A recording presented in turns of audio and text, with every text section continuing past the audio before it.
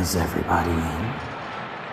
Is everybody in? The show is about to begin.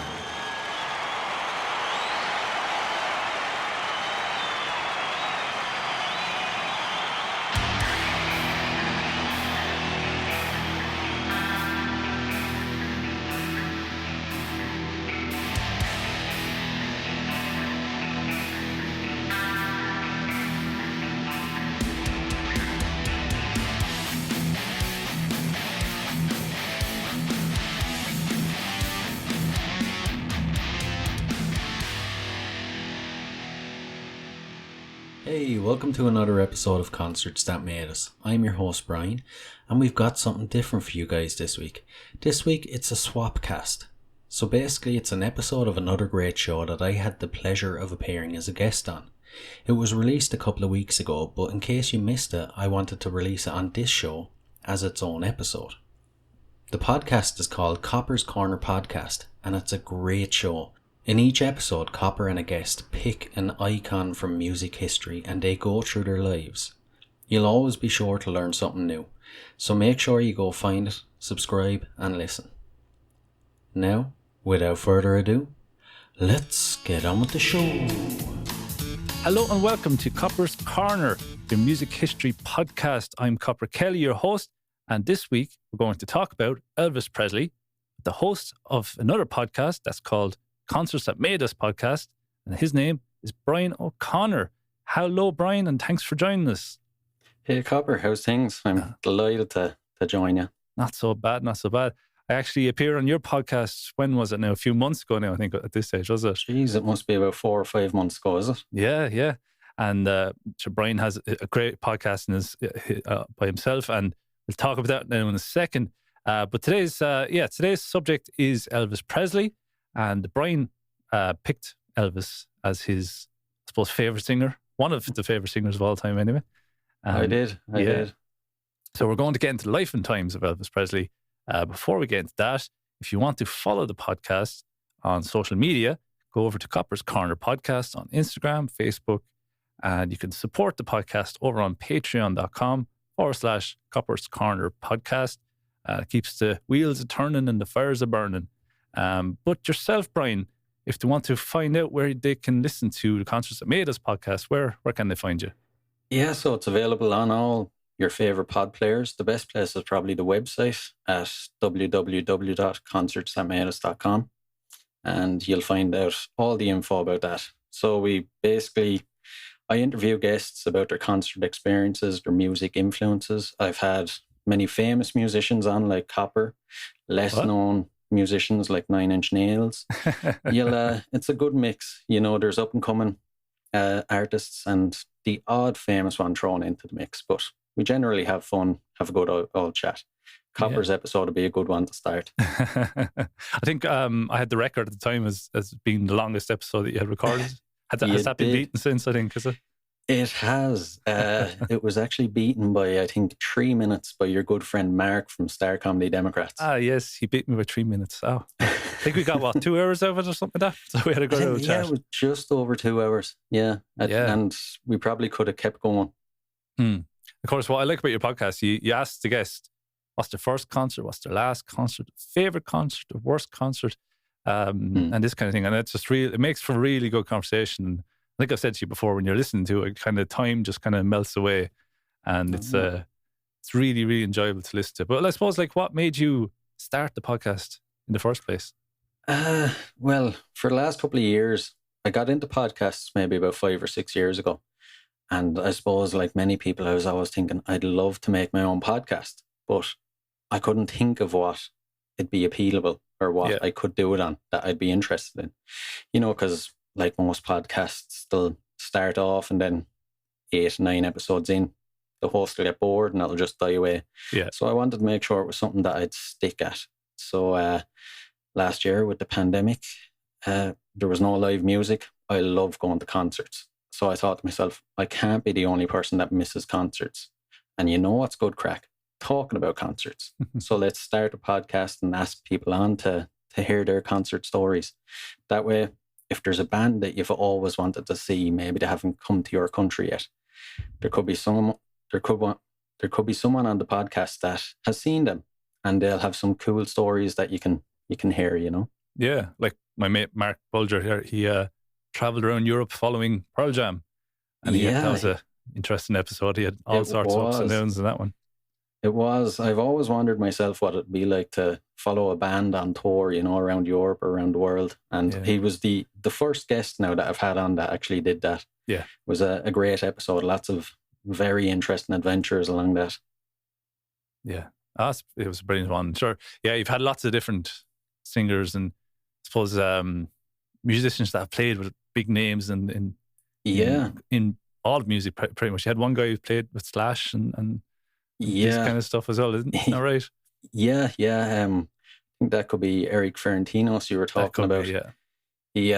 He's kind of an 80s hair metal guitarist, and he's played with all the greats from that era. He was an interesting character. It was a fairly mental episode now. Yeah. But another guy that had played with some legends was Ivan Funkboy Bodley. He's in the Blues Hall of Fame, and he's played with all the legends from, you know, R&B and blues and Motown down throughout the years. I think he constantly tours with Sam Moore from Sam and Dave. All right. He had some cool stories as well. Yeah, Janie Mac, yeah. That's a great podcast. Anyone listen now, if you want another good podcast to listen to, apart from Copper's Corner, that is, of course, go over to Conscious That Made Us and do make sure to follow and listen to any future episodes. I think you're starting season 2. You're getting ready to start season 2 soon, isn't it? Yeah, it'll be out as of recording. It'll be out in 2 weeks' time. So I think that's just near the end of September. Perfect. Yeah, that's great. So you picked Elvis Presley for the topic of conversation today. I suppose if listeners don't know, I always ask the guests who they'd like to talk about. I don't basically tell them, oh, we're going to talk about such and such. I ask the guests, it's up to them. And then that kind of gives me an opening to learn about musicians that I had not basically known so much about, and I researched them and that kind of thing. And of course, you picked Elvis Presley. I suppose what made you pick Elvis Presley to talk about? Well, he was, I think I was telling you before, I've listened to your podcast and I thought to myself, geez, if I was on that, there's only one person I could talk about, and that's Elvis. Like, he started it all. You know, he was the first one to come along and change the music scene. You know, he truly is the king of rock and roll. If Elvis had never been, you know, there probably wouldn't be any Beatles, any Led Zeppelin. The music scene down through the generations would be completely different, you know? And he was the coolest guy ever, you know? There's an old saying about him, women wanted to be with him and men wanted to be him, you know? But he was the first global superstar, you know, and he had it all. Absolutely. And I'm sure we'll get into it now and hear all about the things he did. Yeah, absolutely. We'll go through his life. And as I said, like I grew up knowing obviously who Elvis is, but I never, you know, deep dived into his music or his background as much as I have in the last few days researching this for this episode. But yeah, it's a fascinating story, and it's massive story as well. I don't think we can hope to definitively cover everything in the next hour or so. So no, I think you'd actually need a podcast dedicated just to about Elvis. You know? Yeah. Like, just to give you a scope of some figures on his career. In his time, he filmed 31 movies. He did 784 songs he recorded in the studio, and he played 1,684 concerts. But that might not sound like a huge amount for an artist as big as him, but he had kind of periods where he didn't tour for like 10 years. Then all of a sudden he was touring 2 shows a day for months on end, kind of thing. Yeah. So it's like he had the couple of years when he was in the army where he couldn't tour. Then he had as you said, the 10 years where he was signed to a contract in Hollywood making questionable movies. We'll get to them as well in time. Other, you know? Yeah. And sure, then after his comeback, he launched into Vegas, and he was doing that until he died. You know, constant tour and 2 shows a day. Yeah, take its toll on you. Constant struggle in his life, and he obviously died very young. Was it 42? I think he was when he died. Yeah. And obviously we'll get to that. But I suppose we'll start at the start. And Elvis Presley was born Elvis Aaron Presley in January 8th of 1935 in Tupelo, Mississippi. He was a twin, actually. Did you? Yeah, he was a twin. So I think just after he was born, the other baby came along, but unfortunately it was stillborn. That baby's name was Jesse Garin. So Yes. like you said, his name was Elvis Aaron. Yeah, Jesse Garin was his brother. And that's right. that had a very big impact on his life going forward as well. Because I'm not sure if you were going to mention it later, but his mother used to tell him that it's kind of weird. His brother's life force went into him. Oh. So inside him, he had Elvis and Jesse. And that kind of played heavily on his mind, especially in his later years. There's stories of him, when he used to feel down or whatever, he'd go into a room, turn off the lights, shine a lamp from the side, and he'd talk to his shadow as if he was talking to his brother. Oh, wow. That's amazing. Yeah. And of course, he was very close to his mother as well. He was. Some think that he had a kind of an odd relationship with his mother. He was extremely close. They had their own little language that only the two of them could understand. He used to actually sleep in sleep in the bed with his mother. That was odd. Sleep in the bed with his mother until a very late age as well. So he was incredibly close. Yeah. Yeah.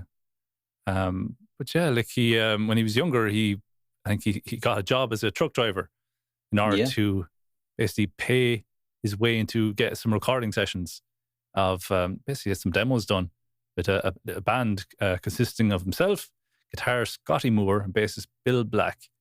And I suppose his influences from a very early age were very heavily into blues and country and gospel music.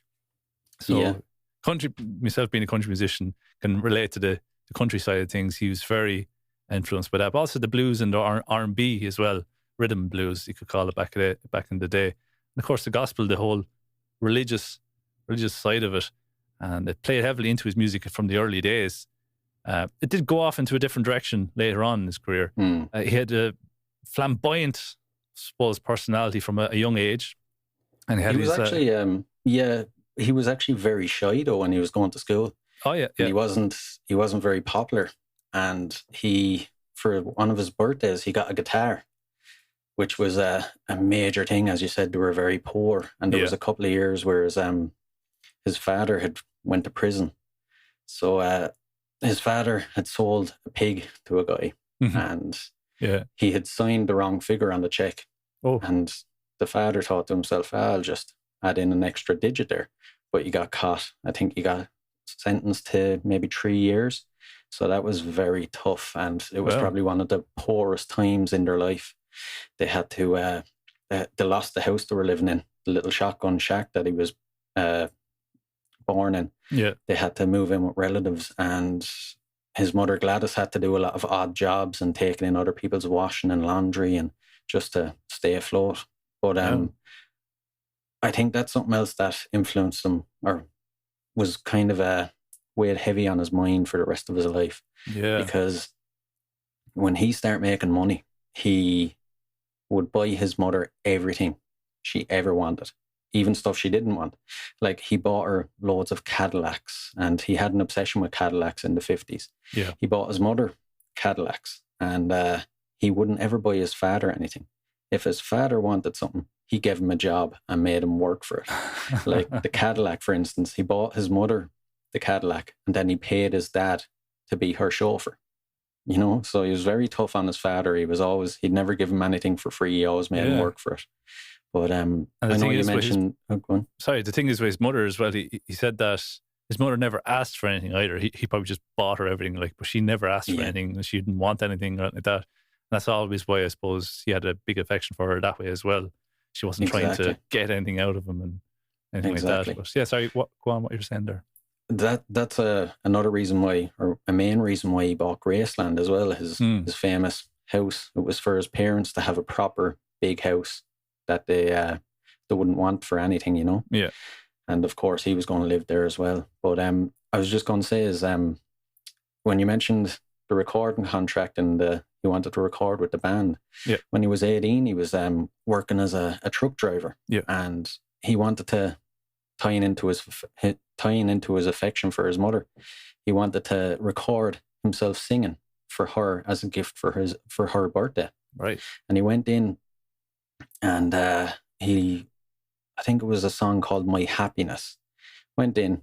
In those days, you could go to the local recording studio in town and pay, I think he paid $4, which back in, it was 1953, 54. That was a lot of money, especially when he was, 18 years of age, driving a truck around, probably not getting paid a whole lot. No, it's probably a few weeks' wages at least anyway. Yeah, exactly. Especially down in the south, I'm sure, in poorer areas.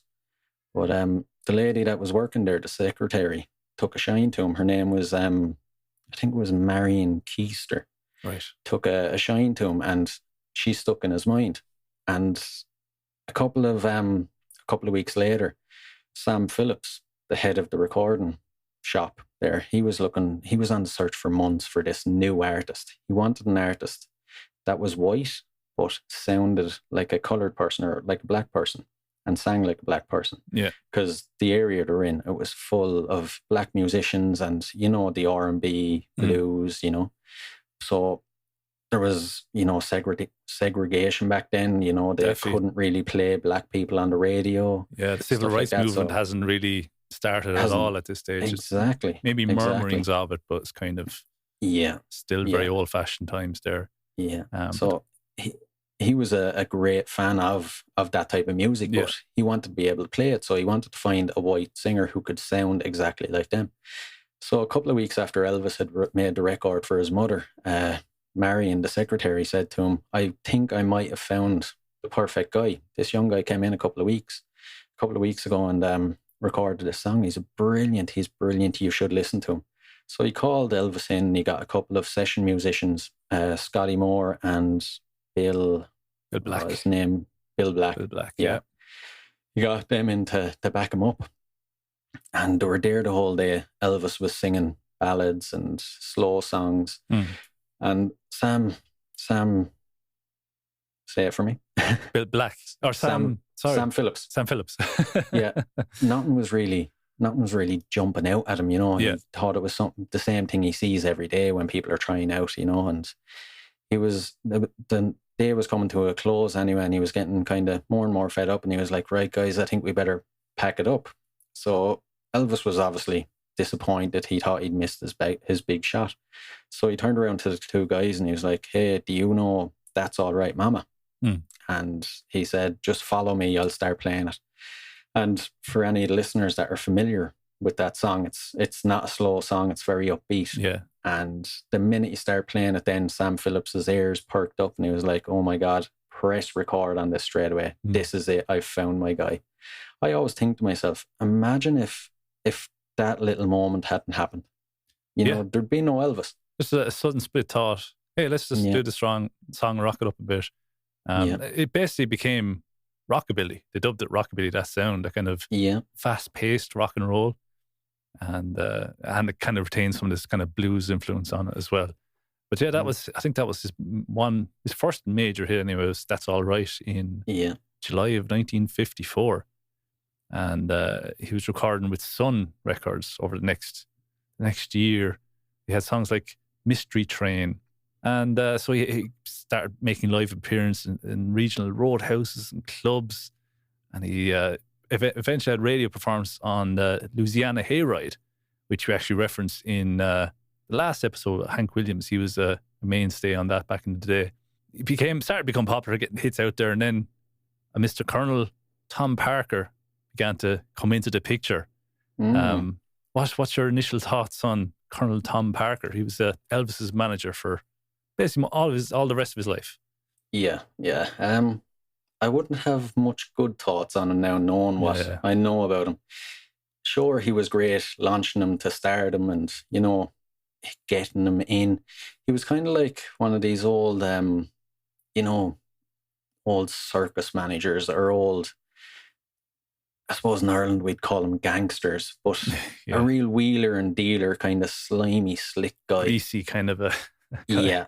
Yeah. And he came in, and there was another guy managing Elvis at the time, and he came in and spoke to his parents and basically told them he could get them the world. You know, he really wowed them with all his fast talk and everything and won them over. And he was actually from, I think, Netherlands or... Yes, Breda in the Netherlands. That's true, yeah. And I looked into his past a little bit more. Of course, he kept it hidden for many years.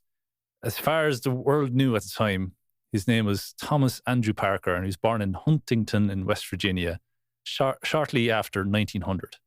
And he had toured with carnivals and worked with elephants and managed a palm reading booth before basically becoming a music promoter in the 1950s.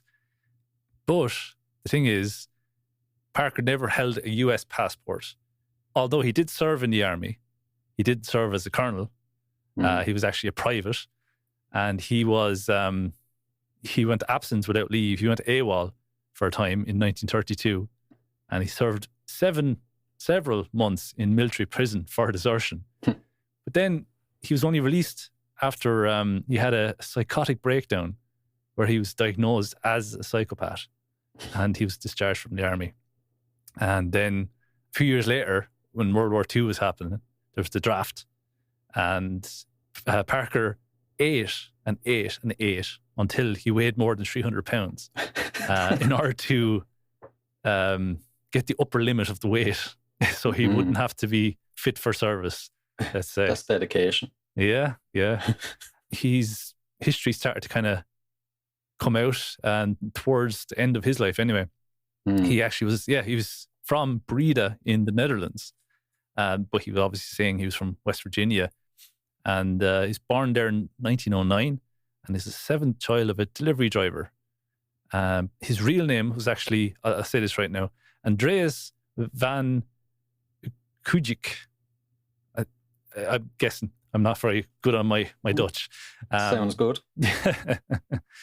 But there's actually, I don't know if you heard about this. This is all allegedly and circumstantial, I guess. I think I know where you're going. Yeah, you think I know where you're going? Apparently in 1929, he was still in Breda at this time, but he effectively overnight left and travelled to the US without a penny in his pocket, pretty much. He left all his clothes behind, left everything, and didn't tell anyone where he's going. And the reason that they potentially think, now this hasn't been proven or anything, but there was a murder on that same night of a young 23-year-old Anna van den Enden. She was a grocer's wife that had been beaten to death.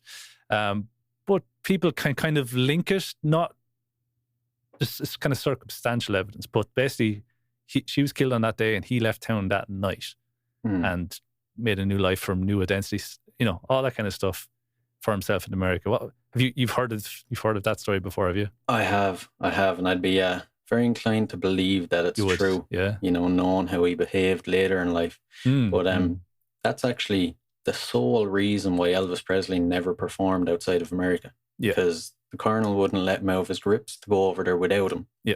And if the colonel left, he was first of all afraid if they went near the Netherlands, he'd be, arrested. But there was not a hope he was getting back into America. So his life was over if he left America. So he wouldn't let Elvis leave. He was technically an illegal immigrant in the US and didn't have a passport. So if he went out, he might not come back in. But even saying that though, there was an amnesty for illegal immigrants sometime in the 1940s. 1940. And he could have been offered an amnesty, but he didn't take it for some reason. And he also, as Elvis's star began to rise, he could have actually reached out to senators or even Lyndon Johnson, the president at the time. He could have just called him up and say, hey, you need some citizenship there, will you? Yeah, exactly. He could have done it, but he never did for some reason. Basically kept Elvis in America. I think Elvis actually only played outside of America 3 times, and that was Canada. So, and your man, he didn't even cross over with him. Colonel Parker didn't cross over with him. So that's in one sense, he put Elvis in the right place at the right time in order to make him famous. But on the other hand, one hand he gave, and the other hand he took away. Especially since apparently he took 50% of all of Elvis's earnings, which would be millions upon millions and millions and millions. And I actually read here somewhere his first, I suppose, contract with Elvis, he arranged for Presley's song catalog and recording contract to be sold to a major New York City based enterprises, Hill and Range, and RCA Victor. So Sun Records, for this, they received a sum of $35,000, which is a lot of money back then. Yeah. But Elvis got $5,000 of that for his songs, his performances. He got $5,000, and I'm sure Tom Parker would have got a sizable chunk more than Elvis for that. More than likely. Yeah. Of course, Tom Parker, he was an avid gambler as well, especially in the Las Vegas days. He was. There's a story one of Elvis's bodyguards tells that part of the Memphis Mafia. Yeah. Tom Parker was down at the roulette or the craps table, and he had bet, I think, something like $100,000 and lost it. And he asked your man how much money he had, and on him, and he was like, "No, get away from me." None of them guys liked the Colonel, you know. Yeah. But he got it off him anyway. He was like, "Look, I'm going to win. If you win on this, like, you'll get more than double what you gave me." Of course, he lost it. He was addicted to gambling, but he was also useless at gambling. You know? That's true. But that's one of the reasons why Elvis apparently toured so much near the end of his life, you know, that it was constant touring. Apparently the Colonel owed everybody money. Like, he was in debt for millions. And the only way, of course, he was going to make enough money was have Elvis touring every single day. Yeah, you know? Exactly. I think there's one story of Tom Parker losing $1.5 million in a night as well. Just bonkers. And there's another story where another of the Memphis Mafia, who were kind of, I suppose, Elvis's closest friends. They're his bodyguards and it's kind of assistants, maybe you could say, but he's basically kind of close friends that kind of kept this kind of tight circle. All guys he went to school with and met in the army, and he decided when he got big, he brought them along with him. He hired them, you know, as bodyguards. He got them parts in the movies, you know, he gave them all jobs. When Elvis liked you and thought of you as a friend, he'd look after you, you know. He was very generous. I'd say he ended up giving away more stuff than he actually, you know, more money than he made. Yeah. But he always said that he loved his favorite thing in life was the expression on someone's face when he gave them something. You know, he said that made him so happy. Like, there's stories of he was going into a car dealership to buy a car for himself and all the bodyguards. And as I mentioned before, he loved Cadillacs. Yeah. But there was a woman there who had brought her car in, and it was, you know, an old beaten up thing. You know, she'd brought it in to be serviced and fixed up. Elvis went over, asked her what car she really liked in the lot. She picked out one. She was like, "Oh, I'd love that. It'd be my dream car. Maybe someday I'll have it." And he goes, "Someday is today. It's yours." And he bought her. You know, he was always buying cars. If someone sent him a letter, you know, a fan mail back in those days, someone sent him a letter saying, you know, they were going through some hardship or anything. He'd be like, "Hey guys, buy her a house or buy her a car," or, you know, he was always helping people. Yeah. He's a generous kind of guy, all right. But that story with the guy under the Memphis Mafia, he was gambling himself one night at maybe a craps table or whatever it is, blackjack table, one night in Las Vegas. And this guy, he was gambling himself anyway, and he was up from like $2,000 up to $150,000. So he was doing fairly well for himself. But here comes along Colonel Parker then, grabs your man's chips and puts it all on one number, let's say, whatever it is. He places all your man's chips, not his chips, but your man's chips, onto a number. And of course, the guy rolls a 7, loses it all. All $150,000 gone. And he turns to Colonel Parker, like, what the hell are you doing? It's like, how much did you start with? Start with 2,000. here it is. He gave him 2,000. He didn't lose anything, Tom Parker says. And technically he was right, but it's not a cool thing to do. Sting a bit. Mag up at 100,000, 150,000. So Elvis is getting loads and loads of hits. He was going strong. Colonel Parker was, I suppose, putting him in the right place at the right time. Started getting him film roles. So he had as I said at the start of the episode, he did 31 films over the course of his career. But some of the films that he went into were Blue Hawaii. There was Viva Las Vegas, which actually I watched there yesterday. Well, I kind of flicked through it at least. What you think? It was fun. It was. The reason I picked it was because it was like about a race car driver and all this kind of thing. I was like, oh yeah, I like cars and racing and stuff. So I was like, let's go into it. But then he was racing for like 5 minutes at the end, and it was against like a blue screen or the green screen thing. But that he kind of created his own genre movies. They kind of became known as Elvis movies because they were basically kind of a comedy, a romantic comedy with musical numbers, musical interludes. Yeah, he was. It didn't start like that. His first film was Love Me Tender. Yeah. And he was really excited about it. He thought he idolized James Dean and Marlon Brando. And he wanted to be like them. So when he started making movies, it was like, yes, I'm going to be the next biggest actor. I'm going to be just like my heroes. Yeah. So, but the Colonel had other ideas. He thought the only way that he'd actually make money and sell the movies to audiences as if Elvis sings. Now, the first few films were fine, they were like other films from the 50s, proper serious, where he'd have to act.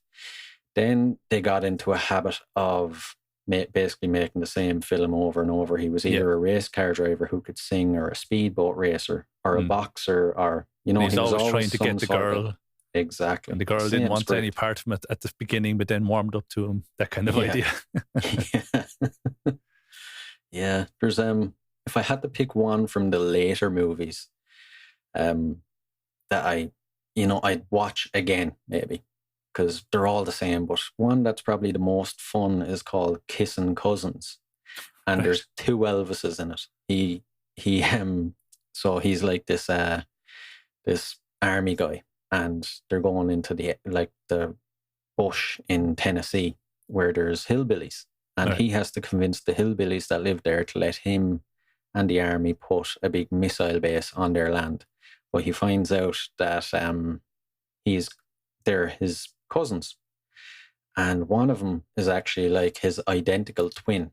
So it's basically Elvis. And it's the only time you'll ever see Elvis with his natural hair color, because Elvis wasn't naturally black haired. He was a kind of a sandy, blondie, brown haired. Right. Okay. So when he's playing the other character in the film, he has sandy brown blonde hair. But it's probably the most enjoyable out of the later films. Yeah, so I didn't heard that one now. Go check it out. Yeah. Apparently they were like juggernauts. They were like absolute, box office smashes. And of course, every movie he did, there was, multiple musical interludes, multiple songs in that film, and then those soundtracks kind of became his next album at the time. Even though it wasn't, I suppose, your regular idea of an album, it was just the soundtrack of the film. And there's a lot of songs. So each film would have different sets of songs, but the song kind of suits the scene in the movie. And if you listen to all the songs on an album, they might not kind of sit right, or they might not kind of suit Elvis' style. So he kind of began to become kind of, I suppose, disillusioned with doing it that way. He wasn't making the music that he wanted to. He was kind of told the right song to play for the right scene. And then they were released as his, or kind of officially his record, but they weren't really officially his record, his albums, let's say. Yeah, exactly. But they were for a good period, they were all he was releasing, because it was movie after movie. He'd make one movie for a couple of months and then a couple of weeks break and then straight on to the next one. Yeah. And they were the only records he was releasing. And he deeply, deeply missed like a live audience, because obviously he was literally just in the recording studio recording the soundtrack. That was it. He wasn't touring, and he really missed that. And it was a mix of the movies getting worse and him not being able to tour to people or actually get any feedback from fans about his music, that led to him being very unhappy. There's stories that it actually started to physically affect his health, that he was getting so frustrated with it. Yeah, But, and that eventually leads to, I suppose later on in the line, leads to his dependency on pills. But yeah, there was plenty of films that he didn't want to do at all. And I've heard a voice recording of Tom Parker saying, I know if Elvis ever came to me and said he didn't want to do a film, that's fine. We wouldn't do that film. And then the next thing was another guy, one of his Memphis Mafia guys saying, yeah, there's this one particular film that Elvis just didn't want to do. He just wants to refuse it. But then Tom Parker came down. The movie guys, the movie studio guys came down, basically told him, if you don't do this, you won't be working again. Yeah. Yeah. And that was basically the story of most of his career, really. There was a time, again, we get to where he did kind of start to find his feet again, find his inspiration in that. But for many years, he was just told what to sing, what to do, where to stand, what to say. He had no real choice in it. I suppose this is coming up to now 1950, late 1957, 1958, when he was actually drafted into the US Army. But at the time, I suppose, being drafted into the US Army, it wasn't the worst time. It could have been, could have been worse. Could have been Second World War, or the Korean War had just finished, 1955, I think. So he wasn't going to be sent to any front, thankfully. But apparently, news that Elvis was going to the army. Elvis was a major star at this time, anyway. Yeah. And the news that this guy was going to the army was huge. And apparently, there was, the Air Force wanted him. Different parts of the army wanted him as a kind of almost like a mascot, let's say. We'll bring Elvis in now, we'll tour him around to all the troops, and he'll boost morale, this kind of stuff. But Elvis, he basically said, no, let's just do, look, treat me like any other soldier. Yeah. I'll come in and I'll just do my special treatment. He wanted special treatment. Yeah. Do it all and experience it properly. Yeah, that's right. So he was sent to Germany, and I think he was asked, how are the other guys in his group or whatever treating him? And he said, yeah, no, they're all good. They know I'm not here looking for special treatment. They get on. We just get on with what needs to be done. And that, did you see? There's the media coverage of it was crazy at the time. Yeah, there was never so much people at a, what you call it, a signing office or a draft office. What you call draft office? Yeah. And then it's crazy. And the footage, you can see him. There's everything from them putting his name on the bag to him getting his hair cut and getting sized up for his uniform. It's of course, mental. He had his iconic haircut at the time, his side locks and this jet black hair, but then he had to get it all shaved off, crew cut. Yeah, exactly. He was beforehand though. It's I know the media had said that it was great and he was really looking forward to it and all, but behind closed doors, he was actually very worried about it. He thought his career was over. The Colonel had him in the studio for months leading up to it, so he'd have enough tracks to continuously release records while he was in the army. Yeah, to keep his name in people's minds. But there was a change coming as well. Like Buddy Holly had died. There was lots of new types of singers coming up, and Elvis thought, if I go away now for 3 or 4 years, there's going to be nothing when I come back. So he was deeply worried. And the army he enjoyed it, but it was also a dark period for him, as well, as I'm sure we'll get into. As we were saying with the music soundtracks, or the movie soundtracks, the songs he was putting out there weren't really the songs that he wanted. He wasn't developing his sound as a musician. And he wasn't in touch with what was going on in rock and roll at the time. Basically, the genre that he created, pretty much, it was kind of, again, the life of his own, and without him, and it kind of went off in its own directions. Like you had the Beatles and so on, and he was kind of out of the loop. Let's say he was in his bubble doing the movie songs and that.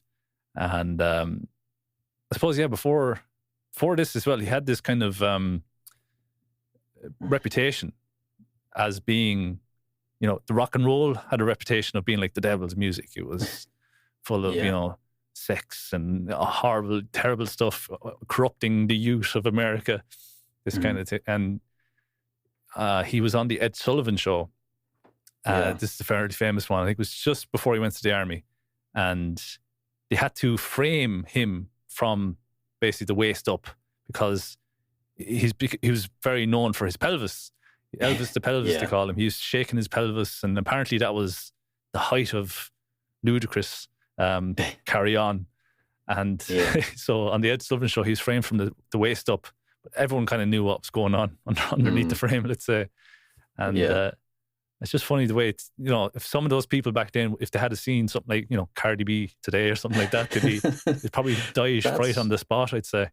That's what I'm always thinking. Like, it's weird to think that Elvis Presley was banned when he came out first, and there was actually people protesting against his music being played, or if he was making an appearance places in the South.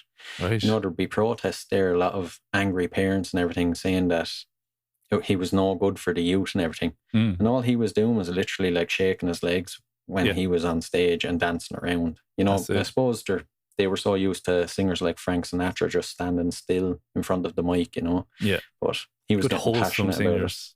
about it. Yeah. Yeah, he was getting blamed for teenage hooliganism and juvenile delinquency. But I suppose it was kind of the antithesis when he was on, say, he was being interviewed. He was very kind of affable and he was very polite, soft-spoken. And as you said earlier, he's shy. So, when he's off stage, he's very shy. But when he's on stage, he's like Elvis the pelvis. He went for it. He didn't hold back. But yeah, he's off stage for someone to kind of basically went against that whole reputation of being, a troublemaker. Yeah, he was very, some people would have called him moody and, quiet and very introspective. Yeah. So, in the 1960s, then he returned from the army. But you were saying things went a bit dark in the army. Is that what you were saying, or is it after the army? Yeah. During his time in the army, he had, that was his first time getting properly into drugs, and it stayed with him. They used to, I think the term they used for him was bennies. Bennies. That's what they used to call Benadryl pills. Or something, or is that? Probably, yeah. Maybe, it was uppers. It was basically like speed. They'd be sent out on drills and they'd have to stay awake for the whole night, and obviously that's hard to do. So all the soldiers would start taking uppers and stuff like speed to stay awake, but they were always prescription, and he viewed prescription drugs as not drugs. Yeah, because that's the thing back in the day. Yeah, every single thing you took was prescribed. There's nothing illegal, nothing like that. And of course, the ideas of what opiates can do back then, or at least they didn't have any ideas of the side effects, long-term side effects. They had none of that. They were just freely prescribing them. Yeah, exactly. Uppers and downers and sleeping pills and whatever over the course of the next few years. It's mad to think of it, And then, of course, the perception that it came from a doctor always stuck with him. So he always thought, if it comes from a doctor, it's fine, it can't harm you. Yeah. But probably the worst time in his life came during the army, and possibly the best time in his life. It was kind of a double-edged sword. He met Priscilla while he was in Germany. And of course, his mother passed away, which was totally devastating for him. As we've mentioned earlier, how close they were, it must have felt like a massive part of him was gone, Yeah, that's right. Yeah. He, she died when he was still in Germany. And I think later on, Priscilla said that when I think she visited Graceland for the first time, she found a closet full of Elvis's or Gladys's clothes, her shoes, her belongings, stuff like that. And he could even get her smell, her scent on the clothes. So he had this real deep connection to her. Yeah, it was almost like a shrine. Yeah. As you said, though, he did meet Priscilla, and she was, I think, only a teenager at the time. She was still in high school. She was 14, I think. That's true. He was 25. Yeah, it's a little questionable, dodgy. Yeah, a little dodgy. But eventually, she did move back to America with Elvis, and they actually got married in, I think it was 1967. I think he waited until she was out of high school, at least. That's yikes.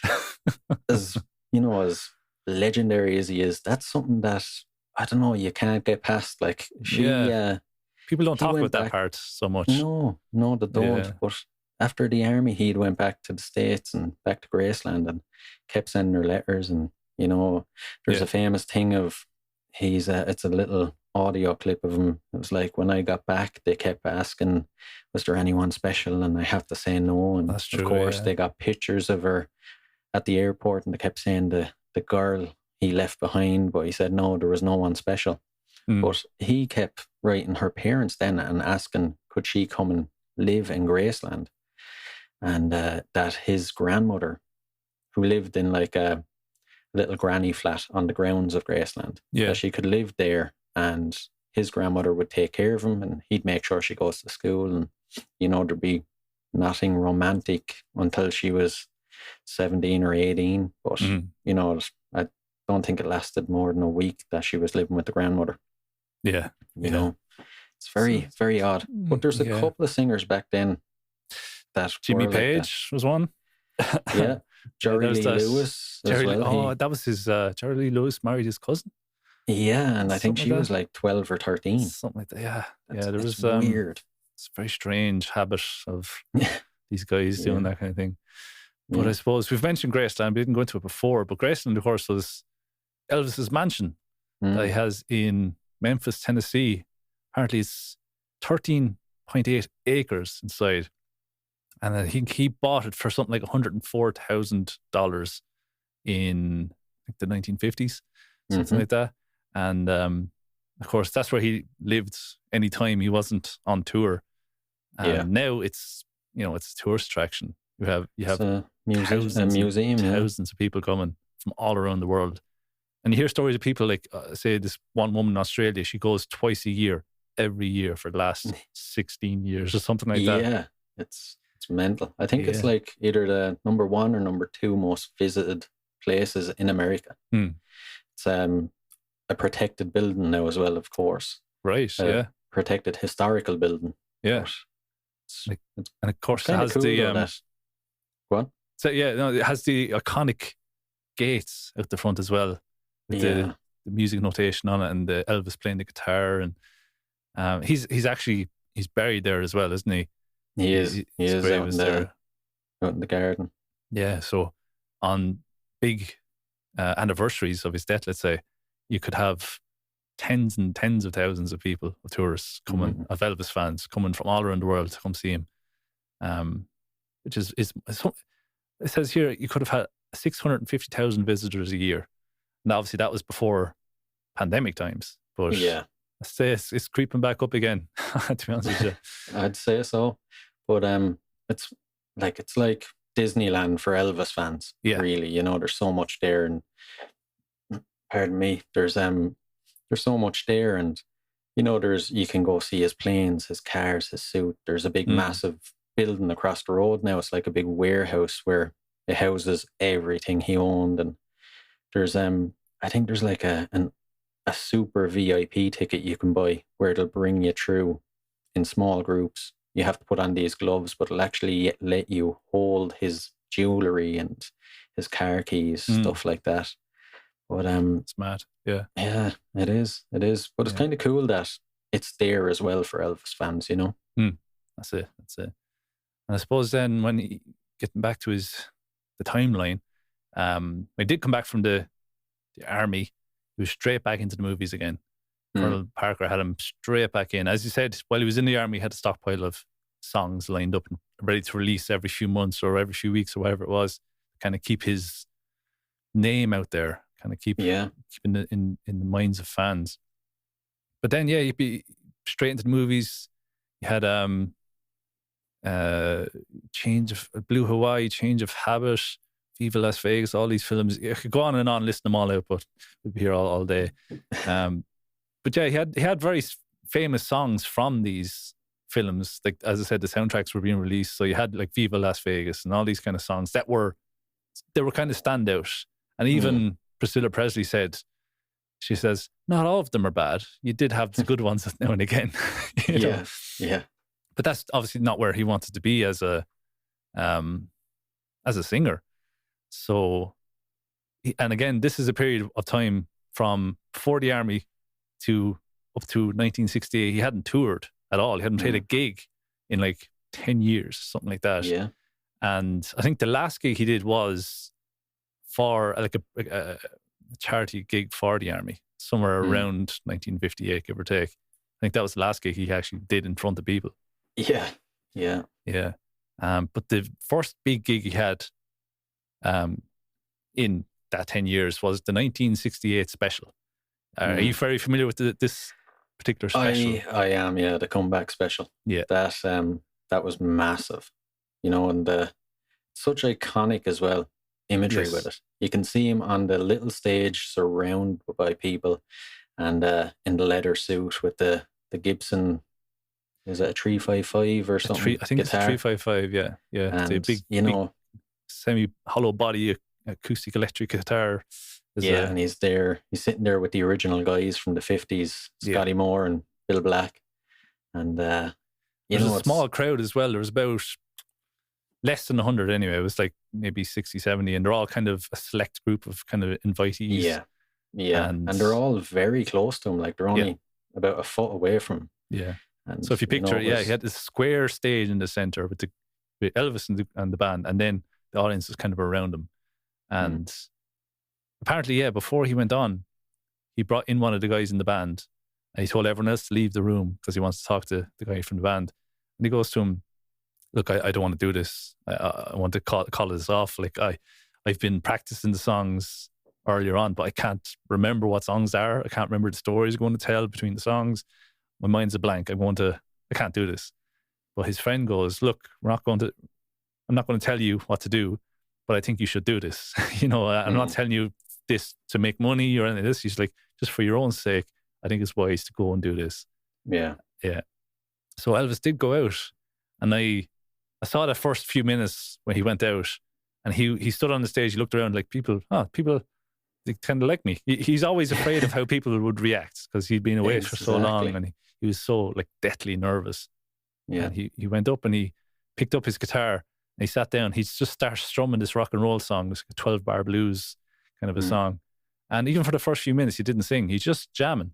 He's just doing a few guitar licks. He was getting the feel for it. He was just kind of, the guys were playing along with him, kind of following what he was doing. And he was leading the band, let's say, but you can tell, you could see him kind of click and go, yeah, I'm enjoying this. Because he was away for so long. Yeah, exactly. Must have been some feeling though, to, you know, realizing people still love you and still want them to perform, like. Yeah. And then you could see him gradually getting more and more relaxed, as you said. And I think before he launched into his first song, there's a bit where they start playing the first few notes and he stops and he goes, no, wait. I forgot my lip thing. Didn't I used to curl my lip? And, you know, I'd start laughing, but it was cool that he'd stop and tell stories and jokes and, you know. Yeah. It would have been epic to be one of the people in the crowd for that, you know, because that's peak Elvis. Doesn't get better than that. You know, it's not new, young 1950s Elvis. It's not old Las Vegas, washed out Elvis. It's 68 comeback. Elvis is in his prime. He's the fittest that he's ever been in his life. Looking great, sounding great. You know, that's when you want to see Elvis. Yeah, it was around this time that I suppose Tom Parker was still his manager, but I don't think he had as much of a grasp on him at this time. Kind of Elvis started like writing new songs himself, taking old influences from gospel, and I think he released a gospel album at this time as well. And he loved doing it, and you could tell in his voice that he loved performing it as well. And then he went on to release Suspicious Minds in 1969, which was like one of the only singles that he had released in a long time that wasn't connected to a movie that he did. And it was straight up to number one. And of course, Suspicious Minds is still, it came out there again. Remember a few years ago, it became huge again. Yeah. Songs like Bossa Nova and all these songs kind of, there was remixes. A little less conversation, more sad. There's not many people that like 40 years after their death are still getting number ones, you know? That was probably 10 plus years ago when that happened now, but everything seems like It doesn't seem so long ago. But yeah, there was a big rejuvenation of Elvis songs there in the last 10, 15 years. Yeah. And I suppose now that I think of it, the whole film, Lilo and Stitch, the Disney film. Yeah, actually. That was based, like, all the songs were Elvis songs in that. Yeah, and it was the like little alien was a fan. He dressed up in the leather suit and all this kind of stuff. Yeah, it's kind of a cool way of introducing a very younger audience into Elvis's music. That's true. Yeah, that's it. But yeah, he was, after he released Suspicious Mind, he basically kind of found his stride again. This was like, as you said, his like peak Elvis. So he had married Lisa Marie in 1967. Priscilla. Sorry, I'm getting mixed up. Priscilla. And then his daughter, Lisa Marie, was born in 1968. But himself and Priscilla ended up getting divorced in 1973 because Elvis was out on the road all the time. He wasn't basically connected to her, I suppose, in any way. She couldn't go out on the road with him because she had to look after the kid.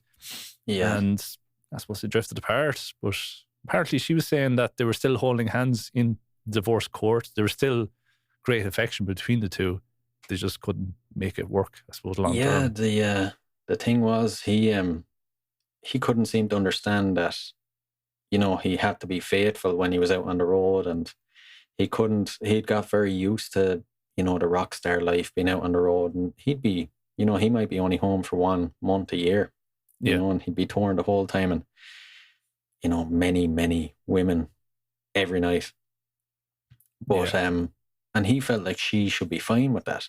But it was when she ended up having an affair, and I know die-hard Elvis fans would be like, oh, that terrible woman. Yeah. I'm sure they'd say worse things, but you couldn't really blame her. He brought her over when she was 14. All she knew growing through her teenage years and her 20s was living at Graceland, and she couldn't, it's not like she could go out and, enjoy a meal at a restaurant with her husband because it'd be mobbed. She didn't have a normal life at all. So he's off then to have a baby, and she's left at home being a mother, minding the child, and he's off having the time of his life around America. So she ended up having an affair, and that's when Elvis got really, really, mad. Yeah. He didn't like it one bit. He felt like he should be able to do it, but she can't. She's away for places in the house, in the home, looking after the family. She shouldn't even have those thoughts at all. She should just be devoted to him. But as you mentioned, they stayed the best of friends, and apparently they never stopped loving each other.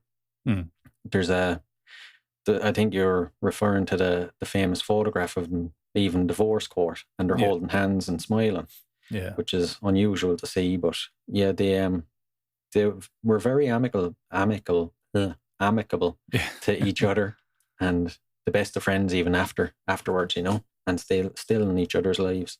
That's it, yeah. But I think it was Chuck Norris, or she had had an affair with Chuck Norris. Oh yeah. But it was I think her karate teacher that Elvis had hired to teach her karate. He's the guy that she had an affair with that led to them breaking up. But Elvis wanted to hire a hitman, and he gave the guys in the Memphis Mafia the order to go out and hire a hitman. And they thought to themselves, we're going to wait until he calms down, because I'm sure he doesn't want to really do this. So for a while we're like, we'll do it. We're in the middle of sorting that out. Then a couple of weeks later, he was like, you know what, guys, I think I'll leave it. I don't think I want to do that. So luckily they didn't rush out and, hire a hitman to go and kill the guy. Wow. Things would have been very different. Yeah, I did a bit of research on this, and I didn't come across that at all. Really? None of her affair, none of the talk about hitman, none of that. So that's news to me. Oh. So I suppose a lot of that stuff is kind of hidden, I guess you could say. Yeah, that's the thing, especially nowadays. I suppose Elvis is glorified more and more, and you have to really deep dive for any of the darker stuff or any of the stuff, bad stuff. I mean, there's fans out there that, it'd be blasphemy if you said one bad thing about Elvis, you know? It's true, yeah. Hopefully there's no diehard Elvis fans listening to this now and furiously typing in some emails. Oh, I can imagine all the emails you'll get. But yeah, did you know there's actually a church of Elvis? No, I did not. What's this? Yeah. There is. In America. In America somewhere, there's actually a registered religion where they worship Elvis. Wow. I think it's called the Church of Elvis. It's a bit mad. Please tell me that the priest or whoever's given the sermon is dressed as Elvis. It has to be. Oh yeah, I'd say he is. Oh, that's amazing. Of course, in Las Vegas, you can get married by an Elvis impersonator, so that's a huge thing up there as well. Yeah, yeah, it is. There's nearly every second chapel, I believe, is an Elvis chapel, and they've a guy dressed as Elvis who'll marry you. Yeah.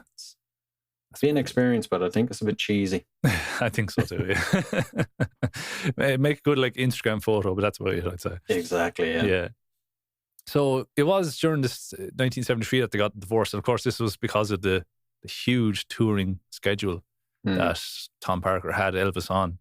And it kind of came to the stage where Elvis wanted to start touring outside of America, wants to go to Europe, go to Japan, back to Germany, wherever.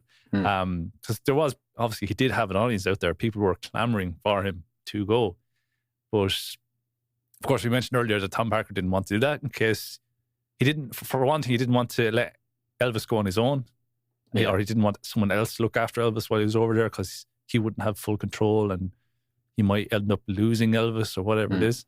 So basically, he didn't want to tell Elvis exactly why he didn't want to go anywhere. A, because he could get arrested if he goes back to Holland, or B, he might not get back into America because he was an illegal immigrant.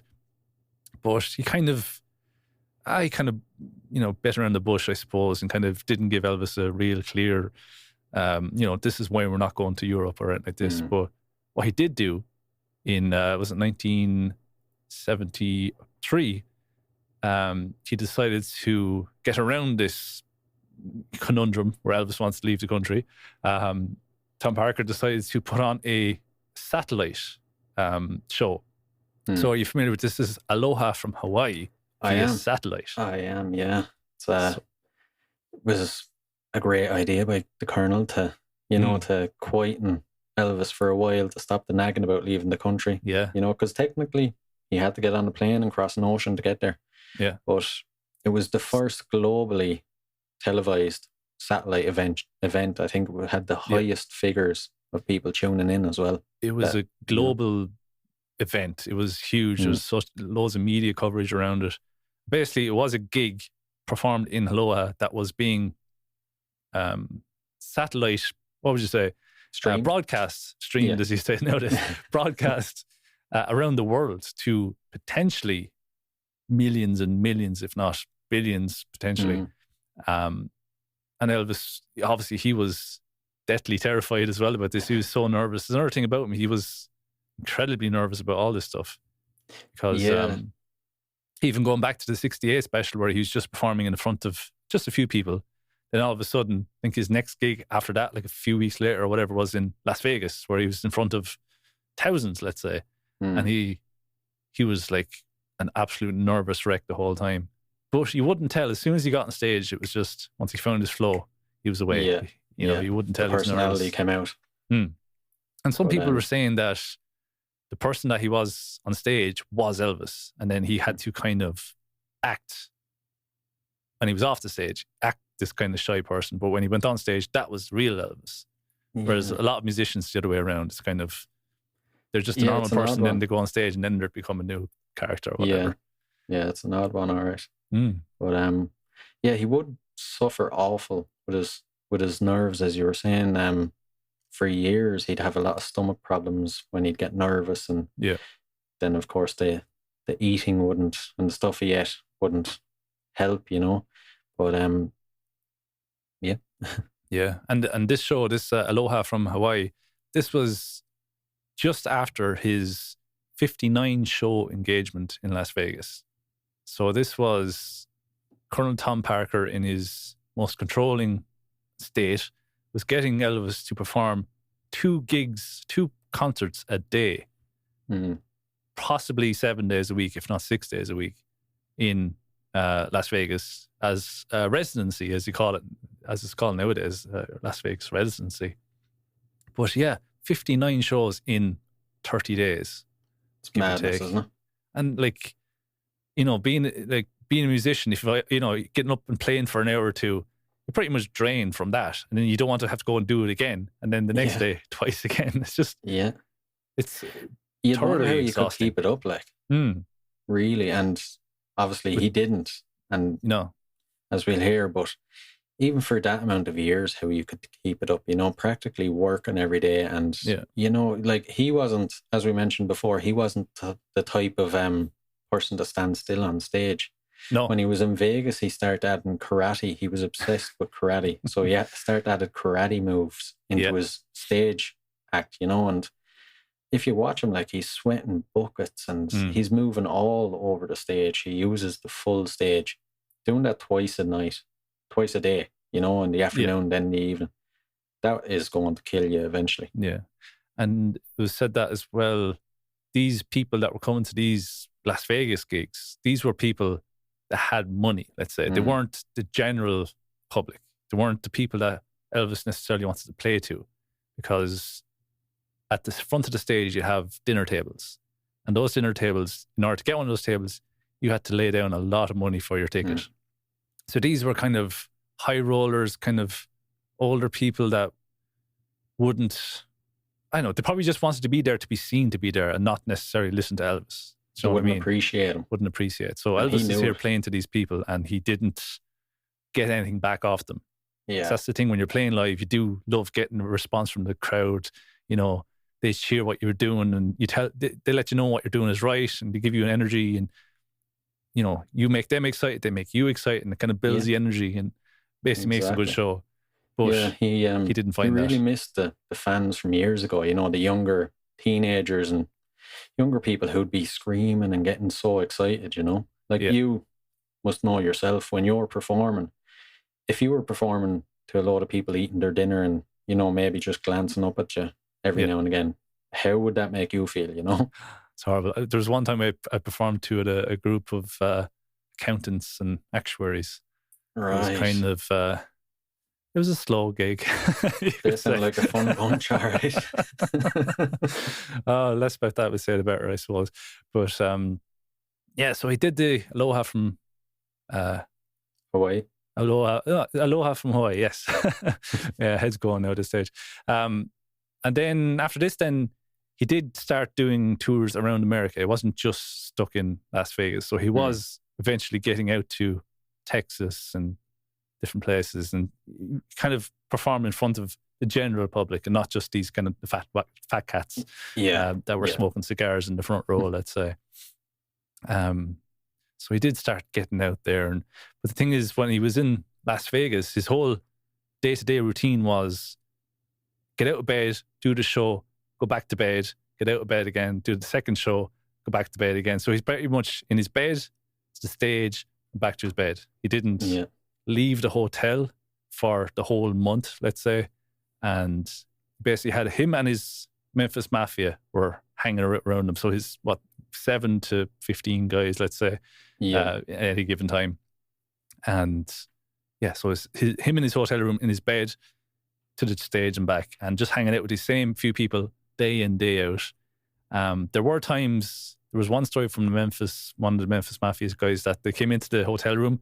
There was the 7 of those, include and Elvis as well, and there was 150 women in the hotel room. In the, you know, obviously it's not a regular hotel room; it would have been a presidential suite or whatever it is. So it's just 7 of those guys and 150 women, and that was a kind of a regular thing. And as you said, that didn't bode well with his married status. No, you wouldn't think so. Yeah, you know, it's something only Elvis could do, I'm sure, though. Yes. But even, go on. No, go on. Oh, I was going to say we'll probably touch on it later, but even when he was back in Vegas, or back in Gracelands, you know, after the divorce, he used to have massive parties with people like that, like the fans are. He was known to actually, there'd always be girls lined up at the gate waiting. They were called the gate girls.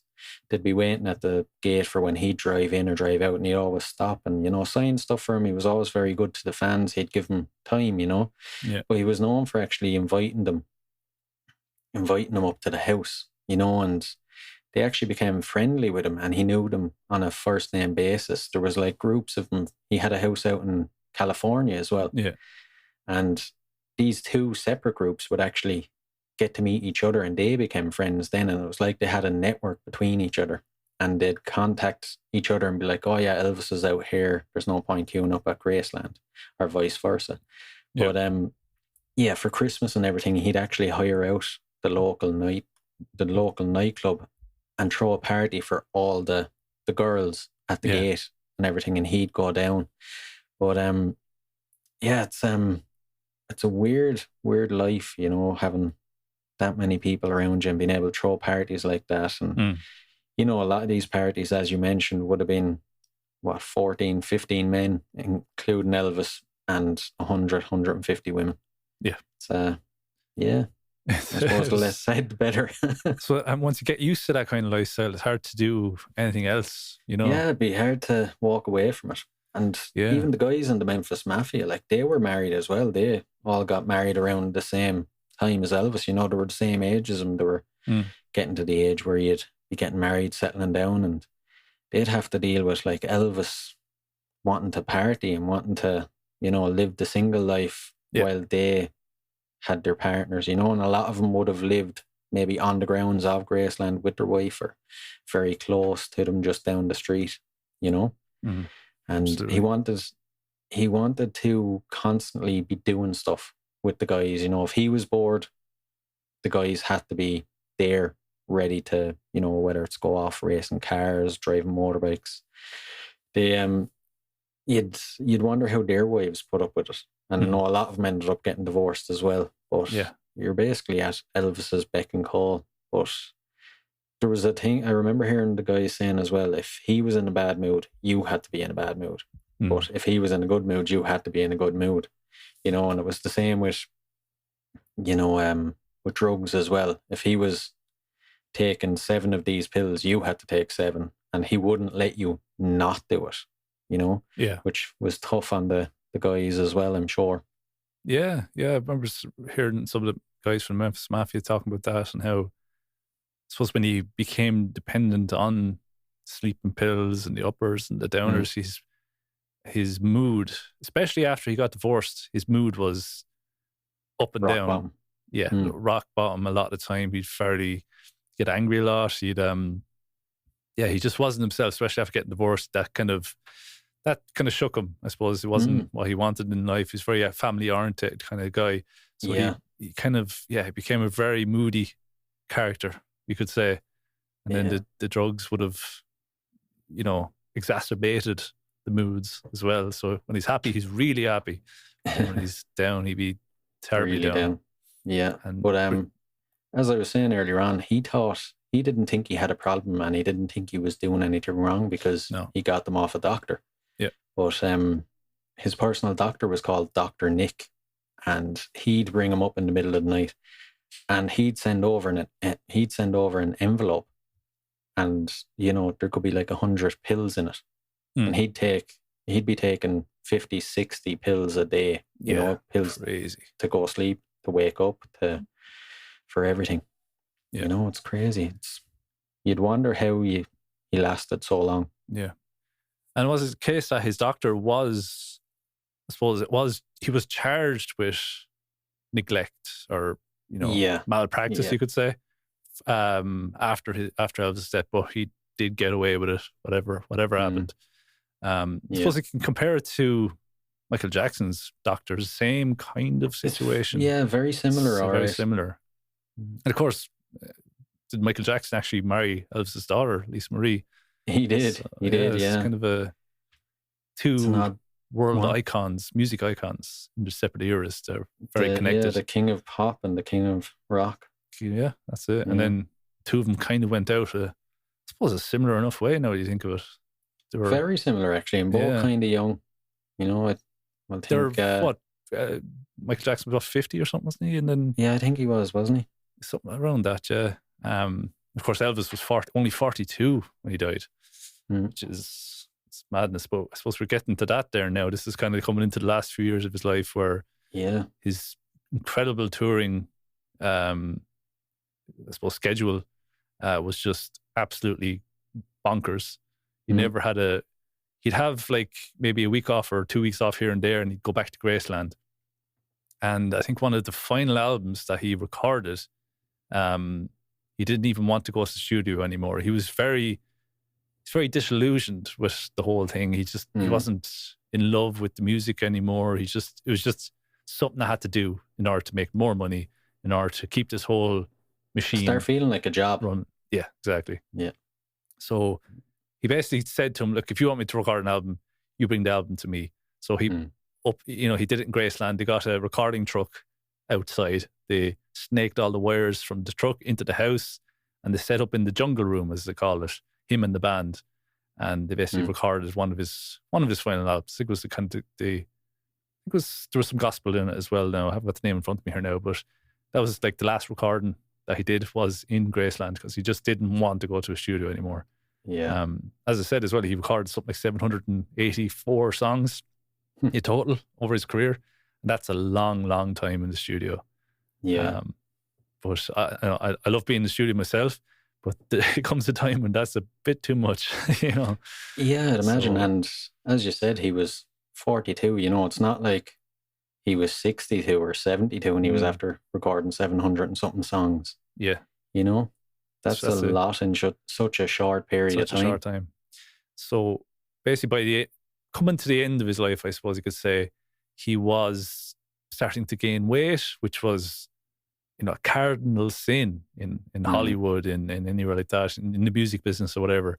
And of course, at this time, he was wearing his iconic jumpsuits from when he started his Las Vegas residency, when he started wearing these like big white jeweled jumpsuits with the wings under his arms. When he went out like this, he looked like a big bird. He had capes on. He had all this kind of thing.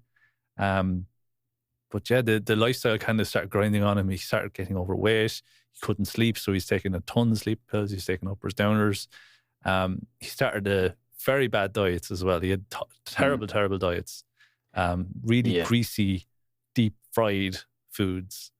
And when he finds something he liked, like sauerkraut and potatoes, that's all he would eat for weeks on end. And then he gets sick of it and then go on to something else. And of course, there was that very famous dish he had. Do you know what that is now? Off the top of your head. There's a couple. There's a couple. His, are you talking about the sandwich? The sandwich. The fried peanut butter banana sandwich. Yeah. And it was pretty much a loaf of bread, wasn't it? A loaf of bread cut in half with, what do you say, banana and... Peanut butter, banana, and sometimes there'd be jello or jelly on it. Yeah. And then he deep fried the whole thing? Yeah.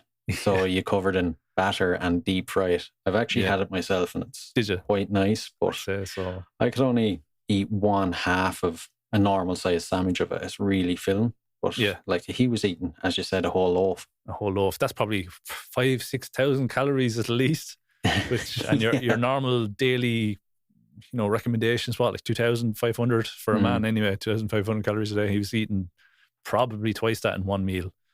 Yeah, exactly. And it was really greasy, deep fried, terrible stuff on his system. And I think it had a knock-on effect on his health and his toilet ventures, you could say. That was like another addiction as well. Eating, he'd his personal maid was there in the house 24 hours, and she'd normally get a call. It could be 2-3 o'clock in the morning. He'd be wanting like cheeseburgers or, one of them sandwiches. There's actually a story that he was in Graceland and he got a craving for a burger he used to get out in California. He sent his personal jet to pick up like 100 of them burgers and fly them back to Memphis. That's amazing, yeah. Yeah. And it was that over exuberant lifestyle and all the prescription drugs, all that stuff basically led to him on his last day. He went to the toilet. He was sitting on the toilet and he died of a heart attack. And he was found on the floor, lifeless pretty much. And that was in 77. That was summer of 77. This is actually, he was back on a break from touring. So this is like in between two tours. He just went back to Graceland for a few weeks and ended up dying on the toilet. Yeah, they'd said that the week coming up to it, he in the week coming up to it, that his mood hadn't been great. And the last day he'd had a couple of friends and his new girlfriend, Ginger. Ginger, yeah. Yeah, Ginger Alden, I think. Yeah. Were there, and a couple of the guys, and they'd been out playing racquetball. And Elvis hit himself in the shin because obviously the weight, he wasn't as nimble on the court as he once was. And he used to have an awful temper if he couldn't do something. So he ended up hitting himself in the shin and got very annoyed and said, "That's it, let's go inside." So I think they were up until like 3 or 4 in the morning, could have been. And he was sitting around the piano and he was playing gospel songs and singing. Then he went to bed and she fell asleep straight away. And the last thing she heard him say was, "I'm going to the toilet to read." He used to love apparently sitting on the toilet reading, and he had his toilet adapted to be very comfortable. Yeah. So it was more like a sitting on a couch than an actual toilet, and he could spend hours throne in there. Yeah, exactly, exactly. But a lot of people say, you know, he died because he was so fat and stuff like that. But there's photos potentially of him backed up and all this kind of stuff. Yeah, there's photos greasy of food him. and that potentially. There's photos of him looking very, very fat around the time he died. But there was there's a couple of sources that say it was, you know, one day he'd look like he was maybe 20 or 30 stone.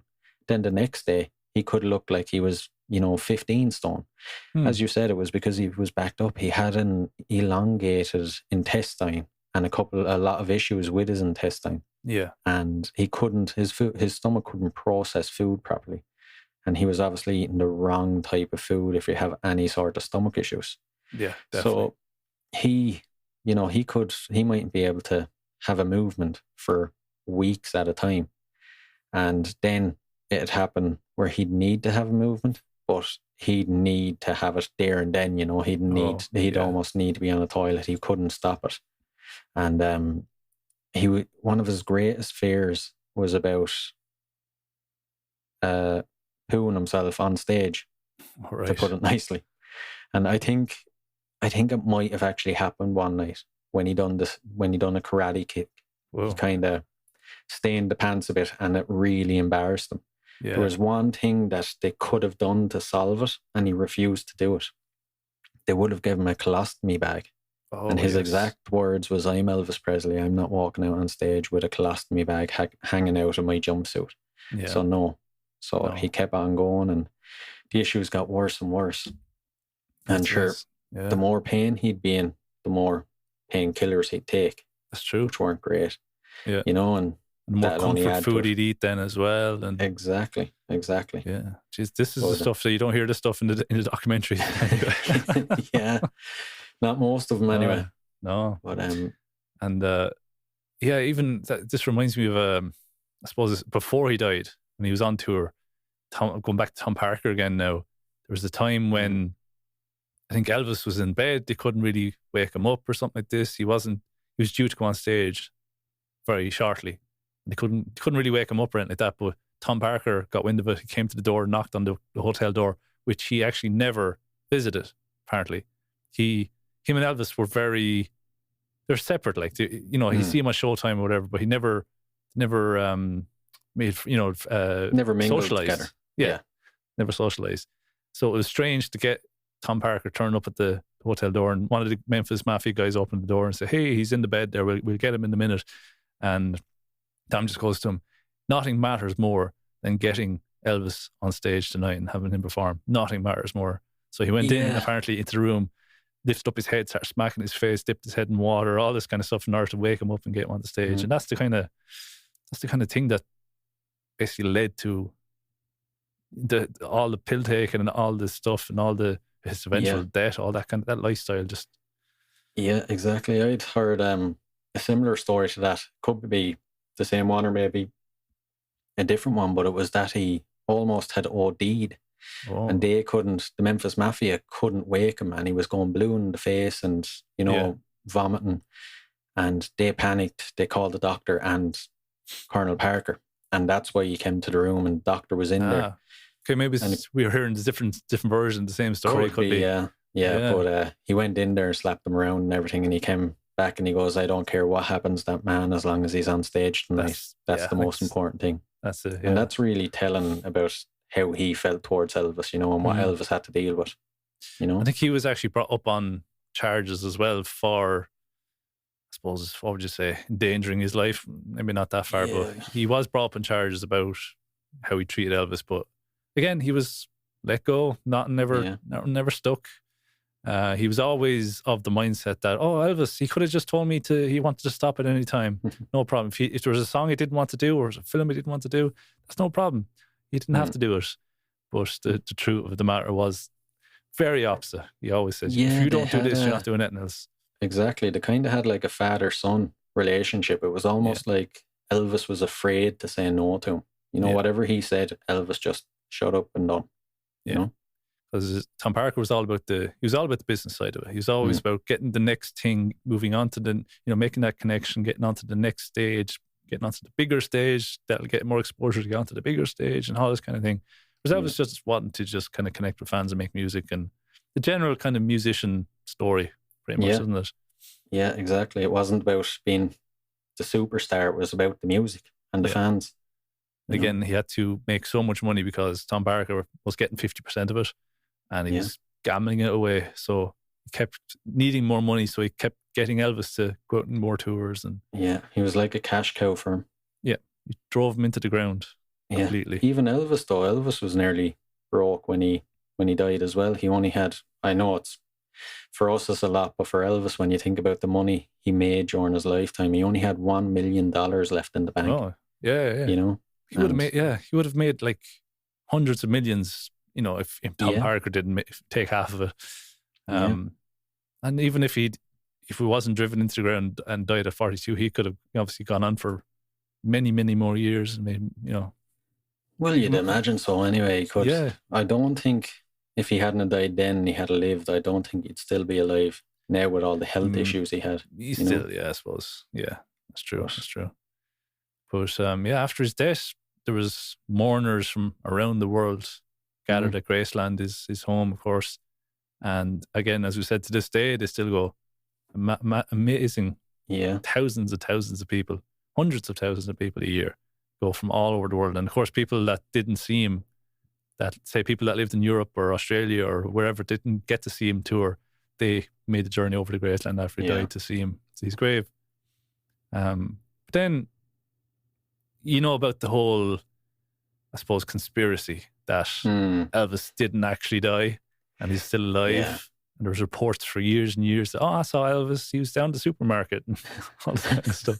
He was in Home Alone. Have you heard that one? No. Yeah. I think it's Home Alone 1.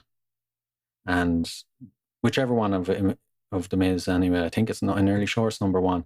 The mother is standing at the airport ticket office. Oh, I remember. And there's a man standing behind her in a brown coat. And he makes apparently the same facial expression Elvis used to make. He has a beard and hair brushed back, but it's all brown. Yeah. Now, I'll admit, he does have a slight resemblance to Elvis. But for, like, even today, people say, he changed his name and they can't find that cast member anywhere and there's no record of him and all that. So to say that Elvis appeared as an extra in Home Alone. Yeah. Which, like, if you would fake your death and you're trying to lie low, you're not going to appear in a film. No, especially not the like of Elvis. You'd be so recognised, like, immediately.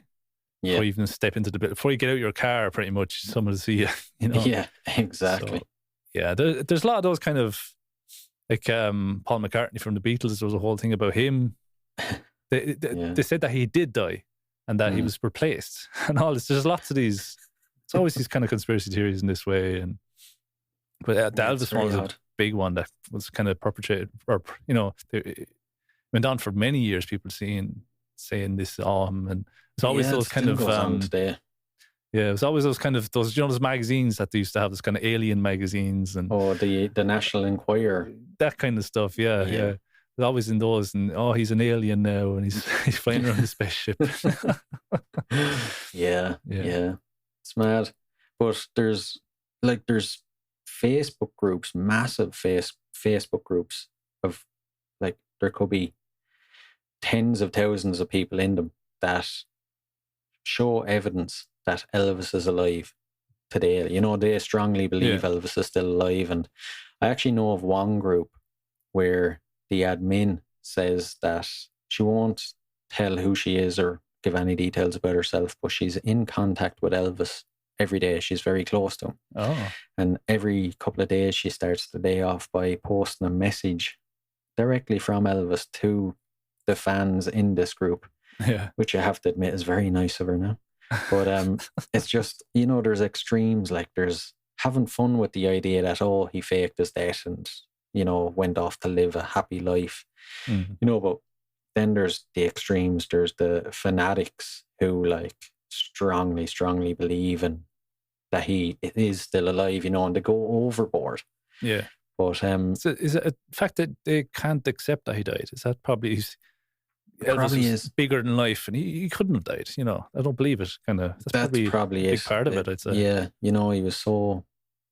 I think he was a very easy celebrity to get obsessed with. Now I'm not talking like a stalker, but obsessed in a healthy way, if there was such a thing. A normal fan way. Yeah, exactly. Gravitate towards music and all that. Yeah. I think for any of the ones that were alive back then, to wake up one day and hear that this person, your favorite singer, who you've never seen, or maybe you have seen in concert, and they're young, they're 42. You get up one day and they're gone. Yeah. People back then would have never thought that was going to happen for at least another 30, 40 years, know.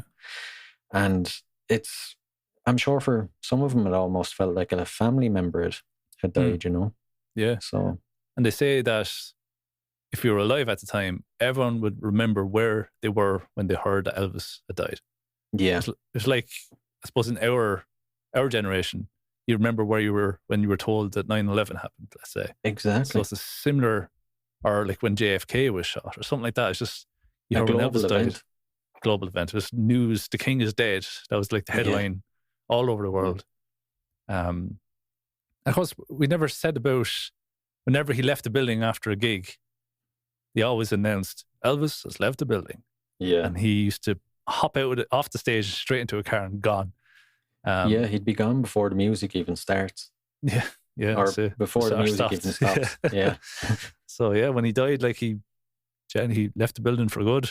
And but then it's basically, he was a huge icon in his time. He was a cultural phenomenon. He started rock and roll, and he was just bigger than life. And of course that he lives on today. He's like one of the very few musicians, like we've mentioned before. Like you've had the Beatles, you have Michael Jackson, you've had these. There's very few other musicians or artists, bands that are on that same level. I suppose Elvis is not even on that level. He was way above them, I suppose, in a way as well.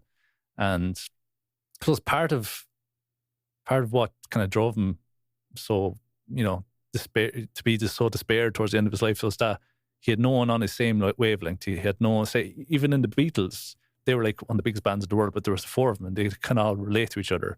They had that camaraderie. But Elvis was on his own. He didn't have anyone to bounce ideas off. He never asked for advice, apparently, as well. You had to come to him and say, hey, Elvis, I'm thinking maybe you could do this song and do this, and here's a game plan. What do you think? Yeah. But he'd never ask you advice. He'd never go, Brian, what's this song? What do you think of this song? Do you think it's good or whatever? He'd go with it. And he was basically larger than life. And obviously, it does keep going to today that when you look at Elvis impersonators, they're still massive. I think we mentioned earlier on about the Las Vegas chapels where you can get married by an Elvis impersonator. Yeah, that's a major industry in itself, like between the chapels, but you also have the guys that'll put on concerts. Yes. as Elvis. Like that's amazing, and that'll always live on because it's as close as you're going to get to actually seeing Elvis in person. Yeah. And even there's conventions all over the world. Mm-hmm. Well, obviously, maybe not in more recent times, but there'd be conventions, there'd be contests, there'd be even Southeast Asia. There's massive competitions to find an Elvis impersonator. Yeah. And even though he was never there, he never visited, but he's absolutely massive over in Southeast Asia to this day. And there's, obviously so many films that were made off the back of Elvis. I know like two that come to mind were, I suppose, they're more independent of obscure films like 3,000 Miles to Graceland, where I love that one. Yeah, you've Kurt Russell and you've Nicolas Cage, and they're robbing a bank dressed as Elvis with the jumpsuits, and then you had like Bubba Hotep was another good one, yeah. The guy from the Evil Dead. What's his name? Bruce Campbell. Bruce Campbell. Yeah, he's Elvis. I think he didn't die back then, but he went into hiding and he paid another guy to portray him or something like that, and then they ends were up in a nursing supposed to swap home back, but the man died or something, wasn't it? Something like that, yeah. And then isn't there a black guy with him who's JFK? Oh yeah, he thinks he's JFK in the wheelchair. Yeah, that he faked his death as well and dyed his skin. Yeah. So there's some two very obscure Elvis film related suggestions. Maybe not the best films ever made, but they're interesting to say the least. They're entertaining anyway. Entertaining. But I suppose you've coming to the end of our Genie Mac. We're nearly coming up to 2 hours. This is probably the longest episode of Copper's Corner. Is there anything more you want to add to, I suppose, the story of Elvis? Any other anecdotes that you might have or anything like that? Yeah. His last concert, I think it was in Indianapolis. The guitar that he used on stage. Have you ever heard this story? I don't think so.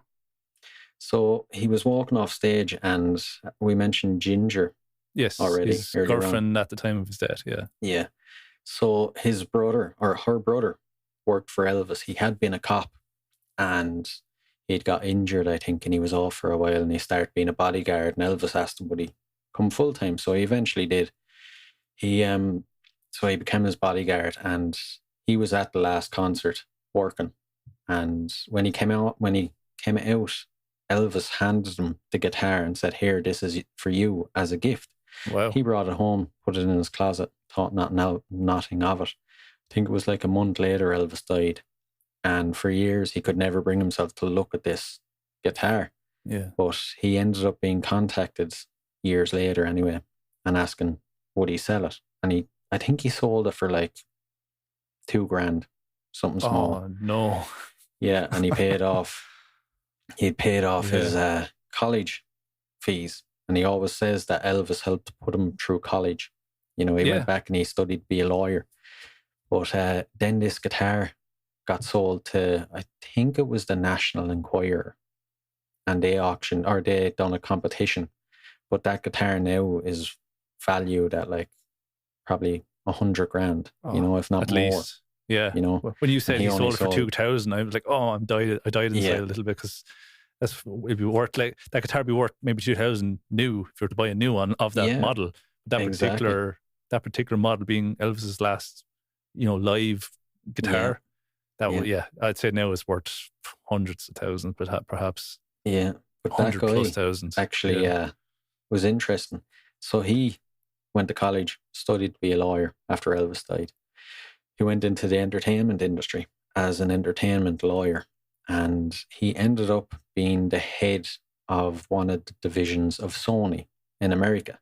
Right. And he launched the careers of, I can't remember them off the top of my head now, but some very big solo singers as well in the 90s. Yeah. He launched their careers, he discovered them and all that. So it's weird how he decided to go into the music industry then after, he was a cop, then he was Elvis's bodyguard. Yeah. Stuff like that. But another funny one about him is when Elvis started going out with his sister, he met the brother, obviously, and got on well with him.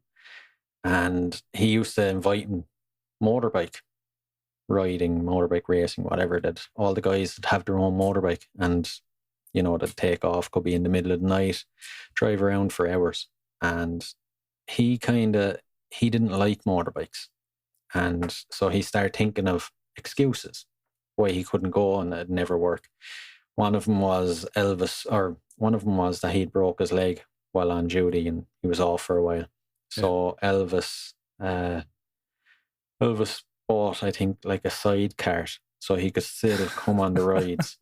But then he started using the excuse, I live too far away, it's 2:00 in the morning, I'm not getting up to come over to Graceland. He goes, fine. A week later, he went over and picked up him and his wife, brought him for a drive over to Graceland, but stopped on the street just before Graceland, drove up, and there's a load of houses built here. You see where this is going. Yeah. He stopped at a house and he was like, I just want to go in here and meet someone. You coming in? So Elvis walked in, the guy walked in, there was no one there. And he was like, have a look around, he's probably late. So they looked around, right, and came back. Wow, it's a lovely house. Grand. Glad you like it. It's yours. I've bought it for you. Don't worry about anything. And he turned around to him and he goes, so he handed the wife the keys to the house and he was like, I hope you're happy with it. And he goes, you come with me, come out to the garage. He walked out into the garage and there was a brand new, like 1976 Harley Davidson motorbike. He goes, now you live alongside me and you have a brand new bike, you have no excuses. You can't get out of it anymore. Yeah. Your man hated it to begin with. Yeah, exactly. He's I don't think there'll be anyone like Elvis ever again. I don't think so. Absolute icon. It really says something. It really says something when, like, people that you would consider legends hold him as a legend. You know, like Paul McCartney looks up to Elvis, you know, and you know how the world feels about Paul McCartney. You know, Bruce Springsteen, you know, Bob Dylan. They all look up to Elvis, you know, and they drew inspiration from Elvis, or Elvis made them want to be singers. Yeah, you know? Absolutely. I think the funny thing about Bob Dylan, I think Elvis did like Bob Dylan's music. He liked the lyrics, he liked the songs, how the songs made him feel, but he didn't like Bob Dylan's voice. Which I can kind of relate to, because it is a kind of original type of a voice, I suppose you could say. But I no doubt we'll probably be covering Bob Dylan on this podcast at some stage. Without a doubt, at some stage, I'd say. But I think we'll have to leave it there. I think there's so much that we could have covered, and there'll probably be diehard fans of Elvis listening to this thinking, oh, you didn't mention that, or you didn't mention this, and we apologize. We can't, possibly cover everything that ever occurred with Elvis, let's say. But there are some, like, I suppose I watched in anticipation of this, a little bit of research. I watched The Searcher, the HBO documentary. Kind of hard to find, but if you have your means of finding things, you can find them. But it's really, really good documentary if people want to go and, I suppose, go further into Elvis's life. This is all, if, some people might listen to this for the first time and only hear the story for the first time, and now they might go on further and delve into the music like I will now. I suppose I had a passing knowledge, as I said, of Elvis, and obviously you know who he was, and everyone knows who he was, but I didn't go into his life as much, and after doing all the research, I'm, well more on board with Elvis. And same thing happened to me with Neil Young as well. I wasn't very familiar with Neil Young, and I think it was my second episode, and then I went all the research, and I'm like, big fan of Neil Young now, so it's kind of... Really? Yeah, it does that to you. You become more familiar with the person and the story, and obviously the music then as well. And I hope that's what people are getting from this podcast as well. They it opens them up to new stories and basically histories of these people that they'd known all their lives that they didn't necessarily know about, and kind of supposed to relate to them a bit more. But enough from me, I suppose. If people want to listen to Brian and his amazing podcast, The Concerts That Made Us, tell them again where they can find you. Yeah, well, before I do that, just want to say thanks for asking me on. Oh, Had a no problem. great time, and I'm always looking for an excuse to talk about Elvis. But and it's a great thing you're doing with the podcast. I've listened to the other episodes now and truly enjoyed them. I think I was saying it to you before. It's the first podcast I've listened to in a long time where as soon as an episode is finished, I need the next episode. So you're definitely onto a good thing. Thanks very much. No problem. But yeah, if people want to find me, I'm on all social media at Concerts That Made Us Podcast. We're on all the podcast players as well. And the website as well at www.concertsthatmadeus.com. Yeah. You just made that website recently enough as well, isn't it? It's kind of... Yeah, the last 2 months, I'd say it's new enough. So still working through a few things with it, but it's doing the job. It's doing the job, yeah, exactly. And so best luck to you and your future podcast endeavors, and I'm sure we'll be chatting to each other again and in a podcast form someday. More than likely. Absolutely. And so for those still listening to the end of this, we're probably reaching 2 hours now, which is the longest episode. Thanks very much for listening. Of course, if you want to follow the podcast, go over to social media. We have Facebook and Instagram at Copper's Corner Podcast. I have my own stuff, Copper Kelly Music. I have my music and Instagram and all that kind of stuff on Spotify and all those good places. And if you want to, again, support the podcast itself, because we are both independent podcasters. We don't have Spotify behind us giving us 100 million like Joe Rogan, or there's so many of these companies now that are, as NPR and all these, like Tom Hanks gets his own podcast about, the Band of Brothers now and all this kind of, there's no financial backing behind what we do. So if you can help us out at all, and I know Brian is going to be launching a Patreon soon, so go over and follow his podcast and have a listen to that whenever he launches that. But if you want to go to Patreon and help support the podcast, you can go to patreon.com/Copper's Corner Podcast. And you can give $1 a month or €1 a month or whatever it is. And that keeps keeps the fires burning and the wheels turning, and, keeps us going, as I say, keeps us in coffee and beer and such. But again, thanks very much for coming on, Brian. Thanks for having me. Brilliant. I really hope you enjoyed yourself, and I hope the listeners enjoyed it too. And I suppose we'll say goodbye for now, and we'll see you next time. So say goodbye to the lovely people, Brian. Bye, folks. We'll see you next time. Brilliant. All the best. We'll see you next week. Bye-bye.